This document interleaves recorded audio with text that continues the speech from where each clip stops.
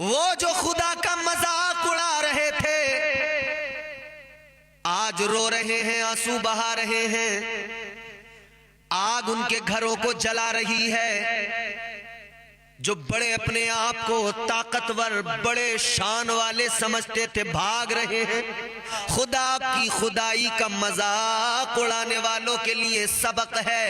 کل ٹائٹینک بنا کر تم نے خدا کو چیلنج کیا تھا، تب تمہیں اللہ نے دریا میں غرق کر دیا تھا۔ آج تم نے لاس اینجلس میں، ہالی ووڈ کے اندر اللہ کا مذاق اڑایا، آج بھی اللہ کا قہر آ گیا ہے۔ وہ کوئی تجھ سے سخت جان ہے کیا، تو بھی کچھ بول بے زبان ہے کیا۔ میرے گھر کو جلانے آیا ہے، آسماں پر تیرا مکان ہے کیا۔ یاد رکھنا، دوسروں کے گھروں میں آگ اگر لگاؤ گے تو آسمان پر نہیں رہتے ہو، زمین پر رہتے ہو آپ بھی، وہ آگ آپ کے گھر تک بھی پہنچے گی۔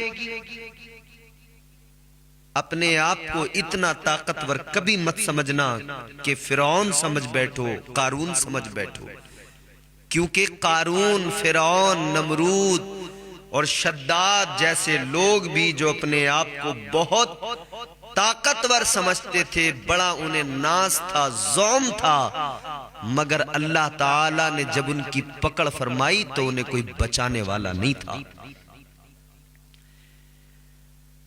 دنیا جسے بڑا محفوظ شہر مانتی ہے، لاس اینجلس، جہاں پر بڑے بڑے امیر لوگ رہتے ہیں، بڑے بڑے امیروں کے بنگلے ہیں، ہالی ووڈ اسٹار سیلیبریٹیز وہاں پر رہتے ہیں۔ ایک شو کیا گیا وہاں پر، 4 طرح کے کریکٹر انہوں نے اس میں رکھے اور ان کو نمبر دینے تھے، ووٹ دینے تھے۔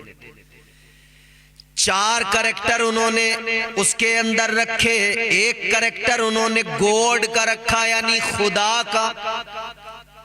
ووٹنگ ہوئی، سب کو ووٹ ملے، لیکن جو گاڈ کا کریکٹر تھا اس میں کوئی ووٹ نہیں، 0۔ تو پھر مذاق اڑایا ان بدبختوں نے، کہنے لگے اس میں تعجب کی بات کیا، حیرت کی بات کیا، یہ سٹی گاڈ لیس سٹی ہے۔ ہنسے، کہا ہم تو خدا کو مانتے نہیں ہیں۔ وہ جو خدا کا مذاق اڑا رہے تھے آج رو رہے ہیں، آنسو بہا رہے ہیں، آگ ان کے گھروں کو جلا رہی ہے۔ جو بڑے اپنے آپ کو طاقتور، بڑے شان والے سمجھتے تھے، بھاگ رہے ہیں، گھر بار چھوڑ کے بھاگ رہے ہیں، گھروں میں آگ لگ رہی ہے۔ جانتے ہو کس لیے؟ کوئی دنیا میں اتنی بڑی طاقت نہیں جو میرے رب سے ٹکرا سکے۔ سپر پاور میرا پروردگار ہے۔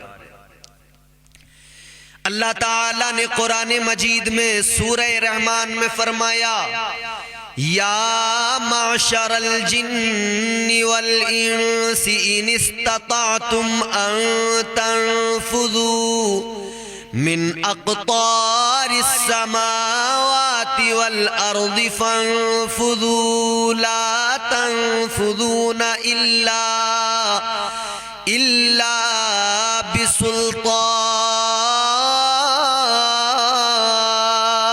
بسلطان۔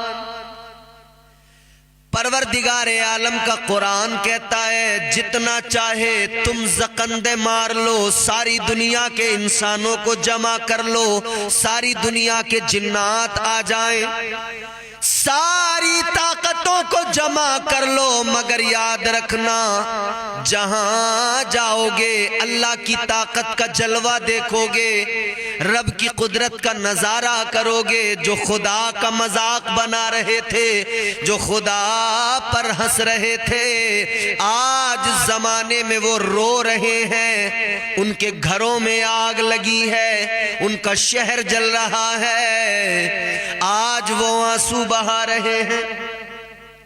ہے اوقات کسی کی جو اللہ سے ٹکر لے سکے؟ ہے اوقات؟ تبارک الذی بیدہ الملک وہو علی کل شیء قدیر، بڑی برکت والی ذات ہے میرے رب کی، وہی ملکوں کا مالک ہے، بادشاہی میرے اللہ کی ہے، میرا رب بادشاہ ہے، میرا پروردگار کائنات کا مالک ہے، ساری ملکیت اس کی ہے۔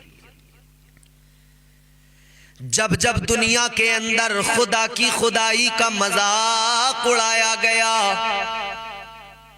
تب تب عذاب اللہ تعالی کا آ گیا۔ ٹائٹینک بنانے والے نے کہا تھا ہم نے ایسا جہاز بنایا ہے کہ اگر خدا بھی چاہے تو وہ جہاز کو ڈبو نہیں سکتا۔ کیا ہوا؟ پہلی بار وہ جہاز اپنے پہلے سفر پہ نکلا، پہلے ہی سفر پہ پانی کے اندر ڈوب گیا، غرق ہو گیا۔ خدا کی خدائی کا مذاق اڑانے والوں کے لیے سبق ہے۔ کل ٹائٹینک بنا کر تم نے خدا کو چیلنج کیا تھا، تب تمہیں اللہ نے دریا میں غرق کر دیا تھا۔ آج تم نے لاس اینجلس میں ہالی ووڈ کے اندر اللہ کا مذاق اڑایا، آج بھی اللہ کا قہر آ گیا ہے۔ اور اللہ کا قہر ایسا ہے سامنا نہیں کر سکتے۔ بتائیے، غور کیجئے، یہ جو دنیا اور دنیا داری کی بات کرتے ہیں نا لوگ، ایک ذرا سی آگ ہے، حالانکہ دنیا کے اعتبار سے یہ بہت بھیانک، بہت خطرناک آگ ہے، مگر اگر جہنم کی آگ کا اور اس کا مقابلہ اگر کریں تو پھر آپ غور کریں گے یہ آگ کوئی حیثیت نہیں رکھتی۔ جہنم کی آگ بڑی خطرناک، بڑی سخت آگ ہے۔ یہ جو دنیا کی آگ ہے اس میں روشنی ہے، اجالا ہے۔ جہنم کی آگ میں اجالا نہیں، بالکل بلیک، تاریک۔ غور کرو میرے عزیزو، یہ دنیا کے بڑے بڑے طاقتور لوگ جب اس آگ کا مقابلہ نہیں کر سکتے تو یہ جہنم کی آگ کا مقابلہ کیسے کریں گے؟ یاد رکھنا، یہ آگ بتا رہی ہے، اس آگ کو دیکھ کر دنیا سبق حاصل کر لے کہ یہ آگ کچھ بھی نہیں ہے۔ اگر جہنم کی آگ وہ بڑی خطرناک جہنم کی آگ، اس سے بچنا ہے تو آج پروردگار سے توبہ کر لو، اللہ کی بارگاہ میں آنسو بہا کر ندامت کے ساتھ معافی مانگ لو۔ تو یہاں کی آگ نے سبق دیا کہ وہاں کی آگ کا خیال کر کے، یہاں رب سے توبہ کر کے جہنم کی آگ سے خود کو بچا لو۔ آج بھی وقت ہے، توبہ کا دروازہ کھلا ہے، بچاؤ اپنے آپ کو اس جہنم کی آگ سے، ورنہ مقابلہ تو کر نہیں سکتے، اوقات ہی نہیں۔ فنڈنگ کرنے والا ملک، کمزوروں کو ستانے کے لیے فنڈنگ کرنے والا ملک، غریبوں پر بم گرانے کے لیے فنڈنگ کرنے والا ملک، دریا میں اپنے بیڑے کھڑے کر کے، جہاز کھڑے کر کے، اپنی فوجیں کھڑی کر کے ڈرانے والا، دھمکانے والا ملک آج بے بس نظر آ رہا ہے۔ یہ خدائی مار ہے، یہ اللہ کی گرفت ہے۔ جانتے ہو نمرود پوری دنیا پر اکیلا حکومت کرتا تھا، یہاں تو زمین کے چھوٹے چھوٹے ٹکڑوں پر لوگ حکومت کرتے ہیں۔ نمرود پوری دنیا پر اکیلا حکومت کرتا تھا اور کہتا تھا میں ہی خدا ہوں، لوگوں سے اپنے آپ کو سجدہ کراتا تھا، کہتا تھا انا ربکم الاعلی، کہتا تھا میں سب سے بڑا رب ہوں۔ کہنے لگا حضرت ابراہیم علیہ السلام نے جب اللہ کی وحدانیت اس کی توحید کا اعلان کیا نا، سارے لوگ دشمن بن گئے۔ کہنے لگا نمرود کہ کون سا خدا ہے تمہارا؟ میں تمہارے خدا کے ساتھ مقابلہ کروں گا، جنگ کروں گا، میں تمہارے خدا کو ختم کر دوں گا، مٹا دوں گا۔ ہائے ہائے ہائے، عقل جب ماری گئی تو اس نے یہ جملے کہے کہ میں تمہارے رب سے مقابلہ کروں گا۔ حضرت ابراہیم علیہ السلام سے کہنے لگا تمہارا جو آسمانوں کا خدا ہے نا، اس سے میں مقابلہ کروں گا۔ شیطان ہر موقع پہ آتا ہے لوگوں کو برباد کرنے کے لیے، نمرود کو تباہ کرنے کے لیے شیطان آیا اپنا مشورہ دینے، اور اس کا بڑا ہمدرد بن کے آیا۔ کہنے لگا اگر تجھے آسمان کے خدا سے مقابلہ کرنا ہے تو آسمان پہ جا کر جنگ کرنی پڑے گی۔ اس نے کہا کیسے جاؤں گا؟ طریقہ شیطان نے بتایا۔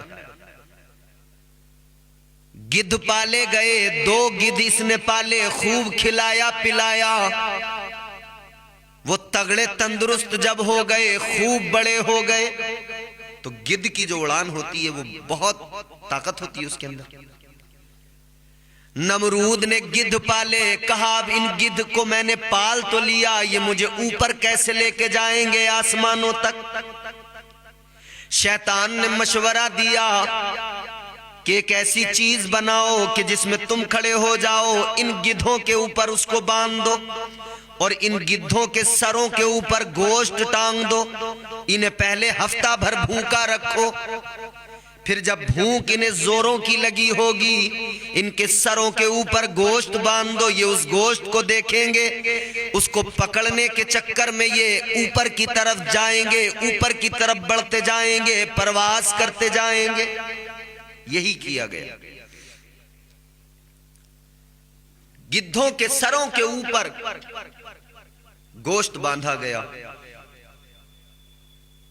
اور یہ جو چیز تیار کی تھی گدھوں پر باندھ کر، جس میں یہ بیٹھ کر گیا، کھڑا ہو کر گیا، ایک اپنے ساتھ میں کسی کو اور لیا اس نے، اپنے کسی نوکر کو، کسی خادم کو،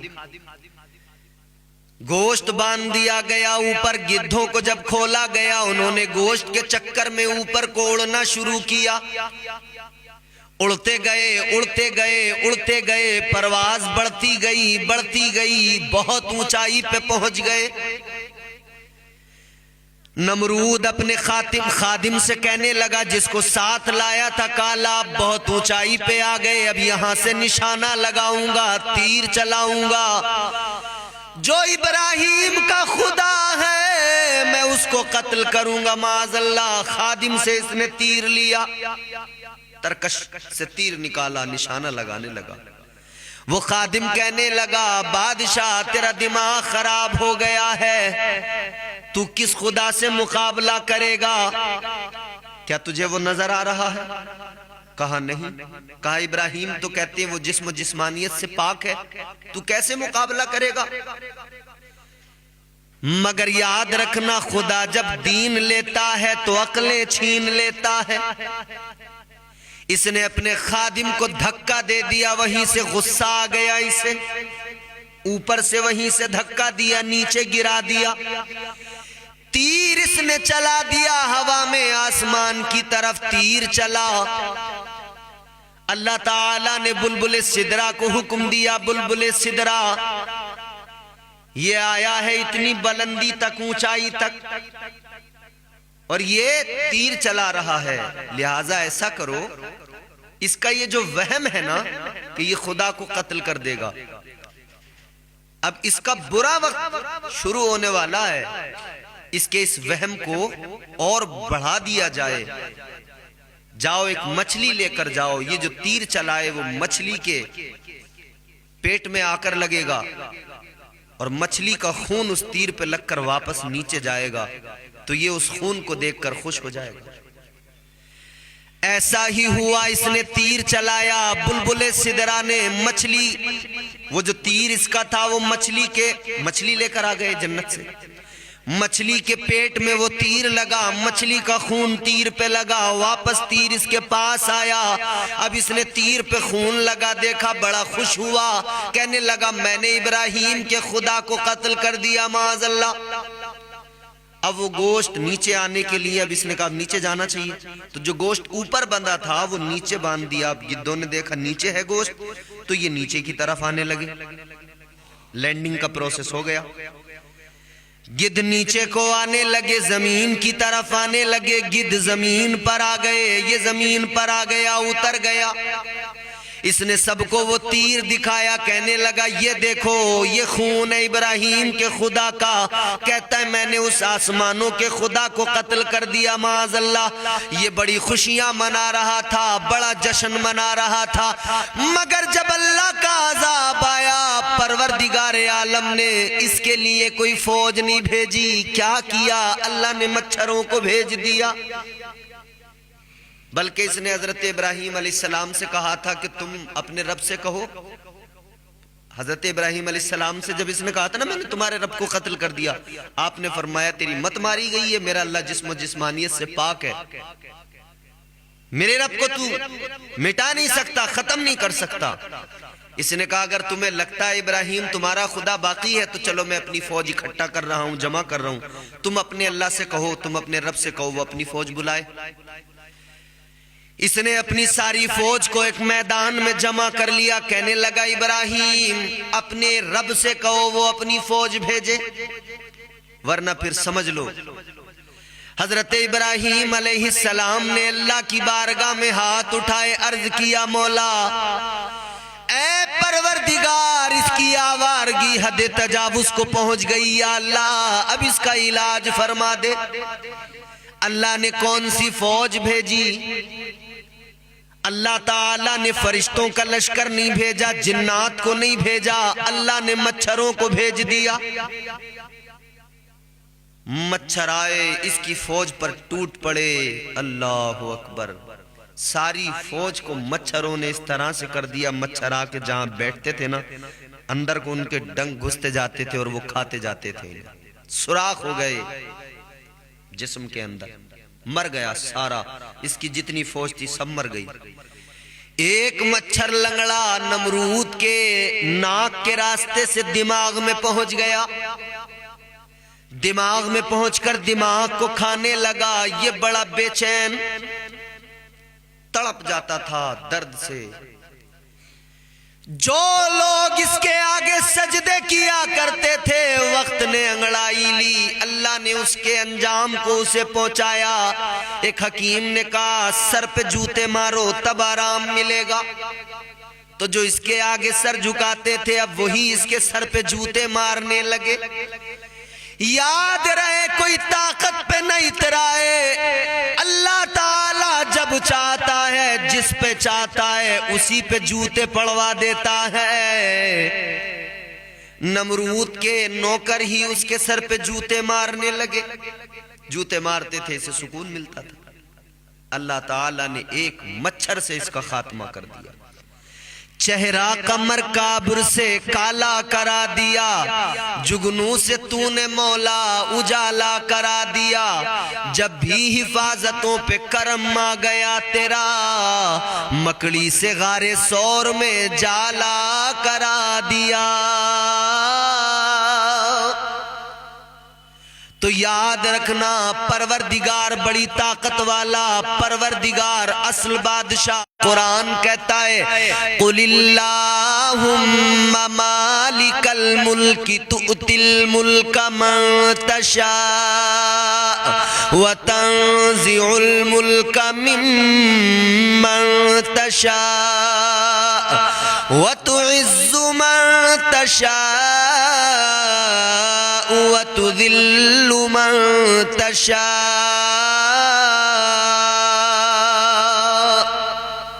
قرآن کہتا ہے یوں عرض کرو اے ہمارے رب سب سے بڑا بادشاہ تو ہے، سلطنت تیری ہے، سپر پاور ہے میرا اللہ۔ قرآن بتا رہا ہر شے کا مالک میرا پروردگار ہے۔ تو یہ خدا سے ٹکرانے والے جو آج بم بارود ہتھیار بنا کر دنیا کے خدا بننے کی کوشش کر رہے ہیں، انہیں یاد رکھنا چاہیے کہ اصل میرا رب سپر پاور ہے، اور جب وہ گرفت فرمائے تو پھر کوئی بچا نہیں سکتا۔ آج ہمارے ملک کے بھی وہ لوگ جو خدا کی خدائی اور وحدانیت سمدیت کا مذاق اڑاتے ہیں نا، انہیں بھی ہوش میں آنا چاہیے۔ امریکہ کے اندر خدا کا مذاق اڑایا گیا، انجام ہمارے سامنے ہے۔ ٹائٹینک بنانے والوں نے خدا کا مذاق اڑایا، انجام ہمارے سامنے ہے۔ اگر تم خدا کا مذاق اڑاؤ گے تو یہ مت سمجھ لینا کہ فوری طور پہ اگر کوئی اللہ نے تم پر عذاب نہیں بھیجا یا گرفت نہیں فرمائی تو تم بچ گئے۔ یہاں بھی نہیں بچو گے، قبر میں بھی نہیں بچو گے، آخرت میں تو ٹھکانہ جہنم ہی ہوگا۔ یاد رکھنا اللہ تعالی بڑی طاقت والا وہ میرا رب ہے، وہ میرا پروردگار ہے۔ جانتے ہو طاقت کے زوم میں تم اتراتے ہو۔ قارون کے خزانوں کا ذکر آپ نے سنا ہوگا، بڑے خزانے تھے اس کے پاس۔ یہاں تک ہم نے پڑھا کہ قارون کے اتنے خزانے کہ وہ اپنے خزانوں کی چابیاں، خزانے نہیں، خزانوں کی چابیاں سواریوں پر، اونٹوں پر، گدھوں پر لاد کر اس کے خزانوں کی چابیاں لے کر جایا جاتا تھا۔ اتنے خزانے تھے اس کے۔ مگر کیا نتیجہ نکلا؟ حضرت موسیٰ علیہ السلام نے جب اس سے فرمایا زکوٰۃ دے اپنے مال سے، پہلے تو کہنے لگا دے دوں گا، مگر جب اس نے حساب کتاب لگایا تو اس نے کہا میرا اتنا خزانہ، زکوٰۃ کا اماؤنٹ بھی بڑا بنا۔ اس نے کہا یہ تو بڑا مال جا رہا میرا۔ نیت بدل گئی۔ اب اس کے دماغ میں آیا کہ بھئی میں نہیں دوں گا۔ حضرت موسیٰ علیہ السلام نے جب اس نے کئی دن نکال دیے پھر فرمایا بھئی زکوٰۃ دو، پھر نہیں دی۔ پھر دیکھیے اس نے کیا کیا، اس نے کہا کہ حضرت موسیٰ مانیں گے نہیں، کوئی طریقہ ایسا نکالوں کہ میں بھی زکوٰۃ سے بچ جاؤں اور انہیں بھی پھنسا دوں کہ مجھ سے دوبارہ نہ کہہ سکیں۔ اس نے ایک عورت کو تھوڑے سے پیسے دیے، حضرت موسیٰ علیہ السلام پر الزام لگوا دیا۔ عورت نے حضرت موسیٰ پر الزام لگایا، حضرت موسیٰ علیہ السلام اللہ کے پیغمبر، دل دکھا، تکلیف ہوئی، اللہ کی بارگاہ میں ہاتھ اٹھائے، رو کر عرض کیا مولا ایک تو تیرا حکم نہیں مانتا، زکوٰۃ نہیں دیتا، اور پھر اس نے مولا یہ بھی کیا کہ مجھ پر تہمت لگائی ہے، مجھ پر الزام لگایا ہے، یا اللہ اسے اس کے انجام کو پہنچا دے۔ پھر اللہ کا عذاب آیا۔ قارون اپنے خزانے کے ساتھ زمین کے اندر دھسنے لگا، سارے خزانے کے ساتھ زمین میں اللہ نے دھسا دیا اسے۔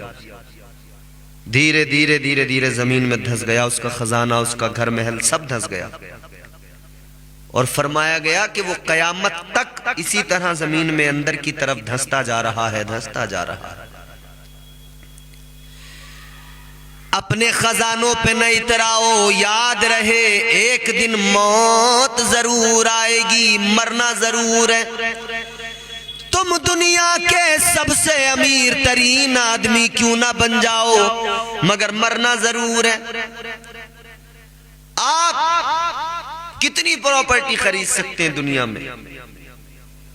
آپ ہزاروں بیگھہ جنگل خرید لیں، ہزاروں ایکڑ، لاکھوں ایکڑ جنگل خرید لیں،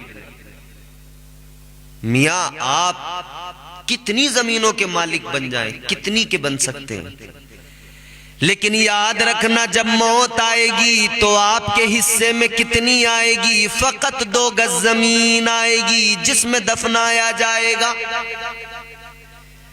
آپ نے ہزاروں ایکڑ زمین خریدی مگر ادھر پیچھے چھوڑ گئے، اولادیں تمہارے مرتے ہی کیلکولیٹر لے کر بیٹھ گئیں حساب جوڑنے کے لیے۔ تم مرے، تمہاری اولادیں تو زمین بانٹنے لگی، اور تمہارے حصے میں کتنی آئی؟ جس کے لیے تم نے لوگوں کے خون بہائے، جس کے لیے تم نے لوگوں کے ساتھ زیادتیاں کی، جس کے لیے تم نے لوگوں کا مال مارا، تمہارے حصے میں کتنی آئی؟ 2 گز زمین، فقط 2 گز زمین، جس میں دفنایا گیا، جس میں قبر بنائی گئی۔ یہ دولت ہاتھ کا میل ہے، آنی جانی ہے۔ اللہ تعالیٰ نے اس دنیا میں ہمیں اس لیے نہیں بھیجا کہ ہم دولت کے پیچھے لگ جائیں، اس لیے بھیجا ہے کہ یہ دولت، یہ مکان، یہ آسائشیں، یہ سب چیزیں یہ تمہاری سہولت کے لیے ہے، دنیا میں زندگی گزارنے کے لیے، لیکن تم رب کے ہو جاؤ، کائنات تمہاری ہو جائے گی۔ تم رب کے ہو جاؤ، تم دولت کے پیچھے بھاگو گے تو بھاگتے چلے جاؤ گے، بھاگتے چلے جاؤ گے، یہاں تک کہ تم بھاگتے بھاگتے اپنی زندگی بھی تباہ کر لو گے، آخرت بھی تباہ کر لو گے، اور تم جو ہے سب برباد کر ڈالو گے۔ لیکن تم رب کی محبت، رب کا قرب حاصل کرنے میں لگ جاؤ تو یہ دولت، یہ شہرت، یہ دنیا، یہ عزت، یہ مال و متاع سب تمہارے پیچھے چل کے آئے گا، ساری دنیا تمہارے سامنے ہوگی۔ قلندروں کی زندگیاں دیکھیں آپ، درویشوں کی زندگیاں دیکھیں، ہم دیکھتے ہیں ان کے جسم پر ٹاٹ کے لباس ہیں، شاہان زمانہ ان کو دیکھ کر کہتے ہیں دیکھو ان کی زندگی کیا ہے، ہماری زندگی کیا ہے، مگر کیا وہ نہیں جانتے کہ ان کی زندگی در حقیقت ہے کیا۔ ایک بادشاہ تھا،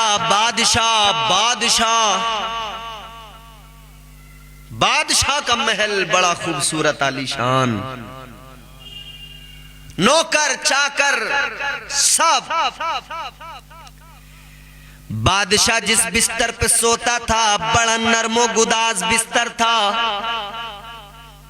جو نوکرانی، جو کنیز اس بستر کو درست کرنے آتی تھی، صفائی کرنے آتی تھی، ایک دن وہ بادشاہ کا بستر درست کر رہی تھی، اس نوکرانی کے دماغ میں بات آئی، خیال آیا کہ یہ بادشاہ کا بستر ہے بڑا نرم و گداز، میرا بستر، میرا تو ایسا ہی۔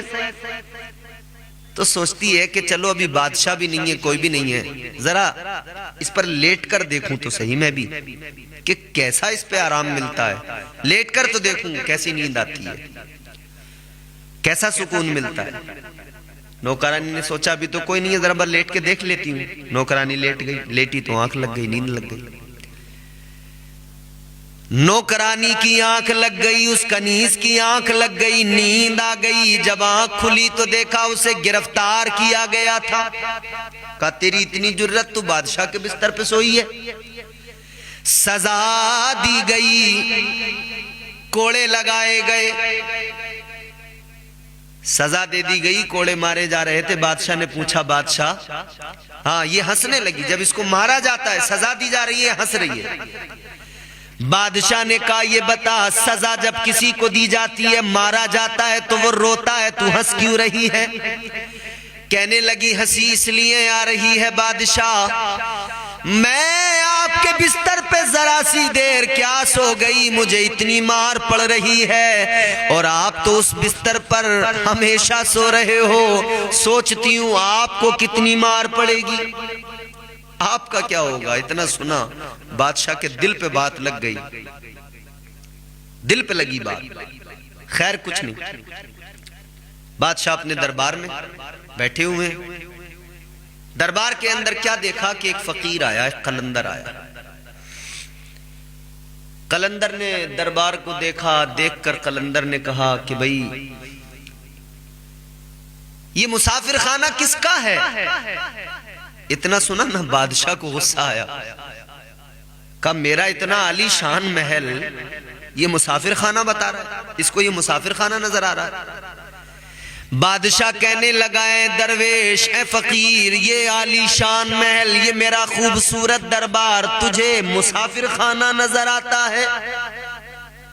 فقیر کہنے لگا ہاں یہ تو مسافر خانہ ہی ہے۔ کہا مطلب؟ فقیر بولا بادشاہ ایک بات بتائے، بنایا کس نے تھا؟ بادشاہ کہنے لگا میرے پردادا نے بنایا تھا۔ کہا پھر وہ کہاں گئے؟ کہا وہ دنیا سے چلے گئے، مر گئے، ان کا انتقال ہو گیا۔ اچھا پھر اس میں کون رہا؟ کہا میرا باپ رہا۔ کہا تیرے باپ کا کیا ہوا؟ کہا وہ بھی دنیا سے چلے گئے، مر گئے۔ تو فقیر نے مسکرا کے کہا یہ مسافر خانہ ہی تو ہے، بنایا تیرے دادا نے تھا۔ اگر یہ پرماننٹ گھر ہوتا تو تیرا دادا آج یہیں پر ہوتا، لیکن یہ ہے مسافر خانہ، تیرے دادا نے بنایا مگر وہ اب دنیا سے چلا گیا، یعنی اس مسافر خانے میں جتنا وقت ملا رہا اب چلا گیا۔ پھر تیرا باپ اس میں رہا، وہ بھی چلا گیا، اب تو ہے، تو بھی چلا جائے گا۔ یہ پرماننٹ نہیں ہے، یہ تو مسافر خانہ ہے۔ اتنا سنا تو اور دل پہ بات لگی، بادشاہ کا دل بدل گیا، تخت سے اٹھا، تاج اتارا، رکھ دیا، کہنے لگا ہے میرے وزیروں، جسے بادشاہت سنبھالنا ہے سنبھالو، جسے تخت پہ بیٹھنا ہے بیٹھو۔ اب ہمارا تخت سے مطلب نہیں، بادشاہت سے مطلب نہیں، تخت و تاج کو بادشاہ نے چھوڑ دیا اور فقیری کو اپنا لیا، درویشی کو اپنا لیا۔ دل کی دنیا بدل گئی، سب کچھ چھوڑ دیا، تخت و تاج کو ٹھوکر مار دی۔ وقت گزرا، ایک وزیر اس میں جو ہے بادشاہ بن گیا۔ وقت گزرا، کافی دن ہو گئے، وہ وزیر جو بادشاہ بن گیا تھا اپنی فوج کے ساتھ ایک دن جا رہا تھا، ایک دریا کے کنارے سے جب گزرا تو اس نے دیکھا وہی جو بادشاہت کو ٹھوکر مار کے فقیر بنا ہے، وہ فقیر دریا کے کنارے بیٹھا ہے۔ یہ فقیر دریا کے کنارے پہ بیٹھا ہے۔ اس نے آ کر دیکھا اور حالت دیکھی، جسم پہ پھٹا لباس ہے، سوئی سے اس اپنے پھٹے لباس کو سی رہے ہیں۔ اسے بڑا دکھ ہوا، وہ آیا، آ کر کہنے لگا کہ دیکھو ابھی بھی وقت ہے، واپس آ جاؤ، میں تو ٹیمپریری تمہارے جانے کے بعد بادشاہ بن گیا ہوں، یہ تخت بھی ہے، یہ تاج بھی ہے، یہ سب ہے، آ جاؤ پھر سے اس سب کو تم جو ہے اپنا لو، تم پھر سے وہی بادشاہ ہو ہمارے۔ بادشاہ نے کہا سن لے، مجھے اب وہ بادشاہت نہیں چاہیے، مجھے اس سے بڑی بادشاہت مل گئی ہے۔ اس نے کہا بھئی آپ اپنے ہاتھ سے سوئی سے کپڑا سی رہے ہو، تمہیں کون سی بادشاہت مل گئی؟ فقیر نے کہا تیری سمجھ میں ایسے نہیں آئے گا، چل سمجھاتا ہوں۔ فقیر نے اپنی سوئی کو دریا میں ڈال دیا اور آواز لگائی، اے دریا کی مچھلیوں، میری سوئی ذرا دریا میں گر گئی ہے، نکال کر لاؤ۔ دریا کے اندر سے مچھلیاں اپنے منہ میں سوئیاں لے کر باہر آئیں، کسی کے منہ میں چاندی کی سوئی، کسی کے منہ میں سونے کی سوئی۔ کہا کون سی ہے آپ کی، لے لیجیے۔ اللہ والے نے، درویش نے، اس فقیر نے فرمایا اے دریا کی مچھلیوں، یہ سونے چاندی کی یہ سوئیاں مجھے نہیں چاہیے، میری وہی سوئی لوہے والی وہی چاہیے۔ تو ان مچھلیوں میں جو سب سے بڑی مچھلی جو رانی تھی وہ اندر سے نکلی اور وہی سوئی لے کر نکلی۔ کہا لیجیے اللہ والے، یہ آپ کی سوئی ہے۔ آپ نے سوئی لی، ساری مچھلیاں دریا میں چلی گئی۔ اب آپ نے اس سے فرمایا، جو وزیر بادشاہ بن کے آیا تھا، فرمایا سن لے، یہ فرق ہے تیری اور میری بادشاہت میں۔ پہلے جو میں بادشاہت کرتا تھا فقط انسانوں کا بادشاہ تھا، پہلے جو میرے سر پہ تاج تھا وہ تاج مجھے فقط انسانوں کی بادشاہت دیتا تھا، مگر اب اللہ نے یہ جو فقیری کا تاج عطا کیا ہے، اس بادشاہت میں اللہ تعالیٰ نے مجھے ساری مخلوقات کا بادشاہ بنا دیا ہے۔ کون تھے یہ بزرگ، کون تھے یہ؟ ان کا نام تھا حضرت ابراہیم بن ادہم رحمت اللہ علیہ، جنہوں نے بادشاہت کو چھوڑ کر فقیری کو اپنایا، تخت و تاج کو چھوڑ کر درویشی کو اپنایا. تو یاد رہے یہ دولت، یہ مال و متاع، یہ زندگی کی آسائش ہے. اس لیے نہیں ہے کہ آپ اپنی زندگی اسی میں سب کچھ لگا کر تباہ کر ڈالیں، بلکہ آپ آخرت بہتر کریں، آخرت کی فکر کریں، رب سے ہمیشہ ڈرتے رہیں، رب کا قرب حاصل کریں. تو پھر یہ دنیا، ساری کائنات تمہاری ہوگی، ساری کائنات تمہارے حکم کے تابع ہو جائے گی، ساری کائنات، تمام مخلوقات تمہارے اشاروں پر کام کرے گی.